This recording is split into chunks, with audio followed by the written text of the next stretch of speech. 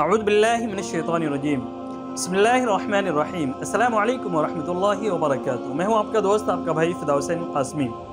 मसाइल short clip के part number 47 लेकर मैं आप आज़ाद की खिदमत में आज हाजिर हुआ हूं। आज की वीडियो में आप जानेंगे कि कुरान करीम को बग़ैर वज़ू के पढ़ना या इसी तरीके से दरूद शरीफ पढ़ना, कलमे वगैरह पढ़ना या उर्दू की किताब वगैरह बग़ैर वज़ू के पढ़ना ये कैसा है।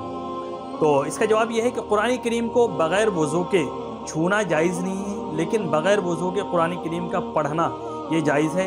इसी तरीके से कलमे वगैरह पढ़ना, दरूद शरीफ वगैरह पढ़ना, दुआ अज़कार वगैरह पढ़ना, ये तमाम चीज़ें या इसी तरीके से उर्दू की कोई किताब वगैरह पढ़ना, ये तमाम चीज़ें बग़ैर वज़ू के आप कर सकते हैं, कोई हरज की बात नहीं है।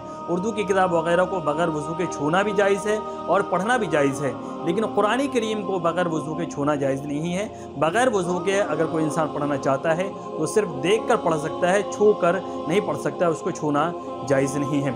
लेकिन वही है कि सवाब के अंदर कमी, अगर कोई इंसान मुकम्मल वज़ू करके अगर कुरान करीम की तिलावत करता है तो फिर उसको मुकम्मल सवाब मिलता है और उसके जो असरात मुरतब होते हैं वो अलग ही होते हैं। तो इसलिए अगर हमें कुरान करीम पढ़ने की कभी भी हाजत हो तो बेहतर यही है कि वज़ू करके ही पढ़ा जाए, लेकिन मजबूरी की अगर कोई सूरत हो तो आप बग़ैर वज़ू के भी बग़ैर कुरान करीम को छुए पढ़ सकते हैं।